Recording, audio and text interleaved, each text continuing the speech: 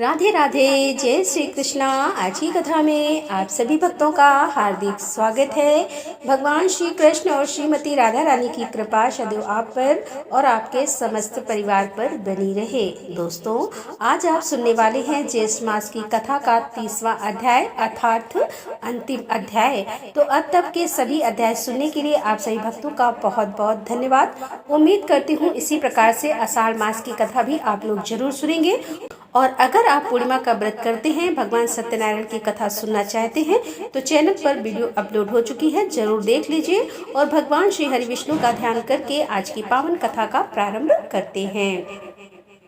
श्री नारद जी कहते हैं कि हे मिथिलेश्वर, तदंतर रात व्यतीत होने पर माया से नारी का रूप धारण करने वाली श्री हरि श्री राधा का दुख शांत करने के लिए ब्रजभानु भवन में गए। उन्हें आया देखकर श्री राधा उठकर बड़े हर्ष के साथ भीतर लिवा ले गई और आसन देकर विधि विधान से उनका पूजन किया। श्री राधा बोली, अरे सखी, तुम्हारे बिना मैं रात भर बहुत दुखी रही और तुम्हारे आ जाने से मुझे इतनी प्रसन्नता हुई है मानो कोई खोई हुई वस्तु मिल गई हो। जैसे कुपथ सेवन से पहले तो सुख मालूम होता है किंतु पीछे दुख भोगना पड़ता है, इसी तरह सत्संग से भी पहले सुख होता है और पीछे वियोग का दुख उठाना पड़ता है। श्री नारद जी कहते हैं कि हे राजन, श्री राधा की यह बात सुनकर गोप देवी अनमनी सी हो गई और वे श्री राधा से कुछ भी नहीं बोली, किसी दुखनी की भांति चुपचाप बैठी रही। गोप देवी को खिन्न जानकर श्री राधिका ने सखियों के साथ विचार करके स्नेह तत्पर होकर इस प्रकार कहा। श्री राधा जी बोली कि अरे गोप देवी, तुम अनमनी सी क्यों हो गई? कल्याणी, मुझे इसका कारण बताओ। माता, पति, ननद अथवा सास ने कुपति होकर तुम्हें फटकारा तो नहीं है? हे मनोहरे, किसी सौत के दोष से या फिर अपने पति के वियोग से अथवा अन्यंत्र चित्त लग जाने से तो तुम्हारा मन खिन्न नहीं हुआ है? क्या कारण है? हे महाभागी, रास्ता चलने की थकावट से या फिर शरीर में कोई रोग हो जाने से तो तुम्हें खेद नहीं हुआ है? अपने दुख का कारण शीघ्र बताओ। हे रंभोरु, किसी कृष्ण भक्त का ब्राह्मण को छोड़कर दूसरे जिस किसी से भी तुमसे कोई कुसंगति बात कही दी हो तो मैं उसकी चिकित्सा कराऊंगी, उसे दंड दूंगी। यदि तुम्हारी इच्छा हो तो हाथी, घोड़े आदि वाहन, नाना प्रकार के वस्त्र, धन और विचित्र भवन मुझसे ग्रहण करो। धन देकर शरीर की रक्षा करे, शरीर का भी उत्सर्ग करके लाज की रक्षा करे तथा मित्र के कार्य की सिद्धि के लिए तन, धन और लज्जा को भी अर्पित कर दे। धन देकर निरंतर प्राणों की रक्षा करे। जो बिना किसी कारण या कामना के निश्चल भाव से मित्रता का निर्वाह करता है वही मनुष्य परम धन्य है। जो मैत्री स्थापित करके कपट करता है उस स्वार्थ साधन में पटु नट को धिक्कार है। हे राजन, उनका यह प्रेम पूर्ण वचन सुनकर गोप देवी के रूप में आए हुए भगवान उन कीर्त नंदिनी श्री राधा से हंसते हुए बोले। गोप देवी ने कहा, अरे राधे, वर्षणगिरी की घाटियों में जो मनोहर सकरी गली है उसी से होकर मैं स्वयं दही बेचने जा रही थी। इतने में ही नंद जी के नव तरुण कुमार श्याम सुंदर ने मुझे मार्ग में रोक लिया। उनके हाथ में बंसी और वेद की छड़ी थी। उन रसिक शेखर ने लाज को तिलांजलि देकर तुरंत मेरा हाथ पकड़ लिया और जोर जोर से हंसते हुए उस एकांत वन में वे इस प्रकार कहने लगे कि हे सुंदरी, मैं कर लेने वाला हूँ, अतः तू मुझे कर के रूप में दही का दान दे। मैंने कहा, चलो हटो, अपने आप कर लेने वाले कैसे बने वे हो? तुम जैसे गोरस लंपट को मैं कदापि दान नहीं दूंगी। मेरा इतना कहते ही उन्होंने सिर पर से दही का मटका उतार लिया और उसे फोड़ डाला। मटका फोड़कर तो थोड़ी सी दही पीकर मेरी चादर उतार ली और नंदीश्वर गिरी की ईशान कोण वाली दिशा की ओर वे चल दिए। इससे मैं बहुत अनमनी हो रही हूँ। जात का ग्वाला, काला कलूटा रंग का, धनवान ना वीर, ना सुशील और ना स्वरूप। हे सुशील, ऐसे पुरुष के प्रति तुमने में प्रेम किया या ठीक नहीं? मैं कहती हूँ तुम आज से शीघ्र ही उस निर्मोही कृष्ण को मन से निकाल दो, अर्थात उसे सर्वदा त्याग दो। इस प्रकार वैर भाव से युक्त कठोर वचन सुनकर ब्रजभानु नंदिनी श्री राधा को बड़ा विस्मय हुआ।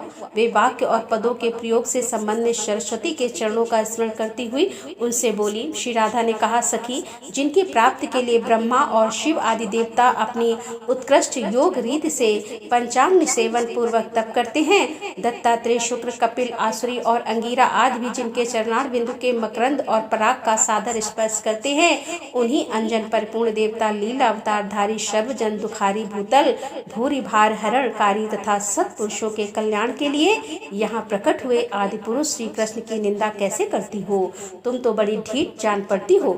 ग्वाले सदा गौओं का पालन करते हैं, गोरज की गंगा में नहाते हैं, उनका स्पर्श करते हैं तथा गौओं के उत्तम नामों का जप करते हैं। इतना ही नहीं, उन्हें दिन रात गौओं के सुंदर मुख का दर्शन होता है। मेरी समझ में तो इस भूतल पर गोप जाति से बढ़कर दूसरी कोई जाति नहीं है।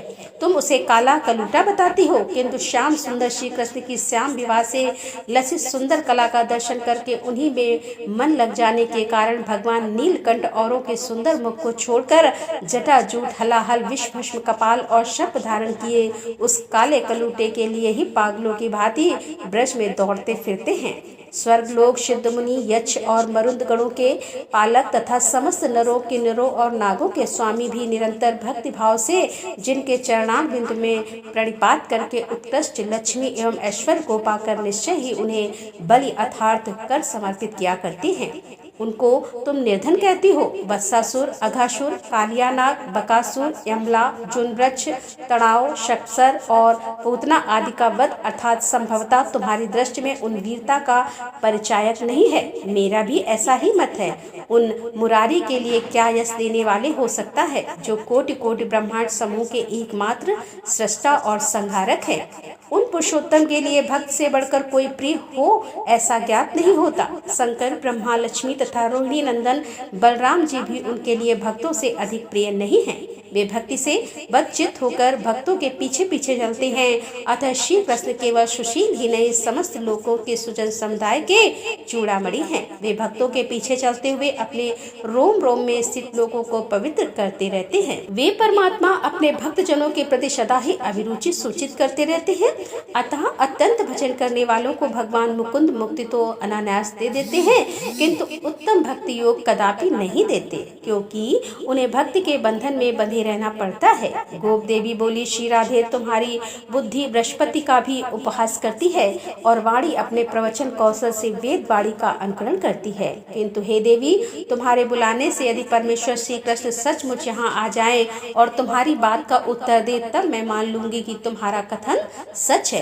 श्री राधा बोली कि हे शुभ्रे, यदि परमेश्वर श्री कृष्ण मेरे बुलाने से यहाँ आ जाए तब मैं तुम्हारे प्रति क्या करूँ यह तुम ही बताओ, परंतु अपनी ओर से इतना ही कह सकती हूँ कि यदि मेरे स्मरण करने से वन माली का सौभाग्यवन नहीं हुआ तो मैं अपना सारा धन और यह भवन तुम्हें दे दूंगी। श्री नारद जी कहते हैं कि हे राजन, तदंतर श्री राधा उठकर श्री नंद नंदन को नमस्कार करके आसन पर बैठ गईं और उनका ध्यान करने लगी। उस समय उनके नेत्र ध्यानरत होने के कारण निश्चल हो गए थे।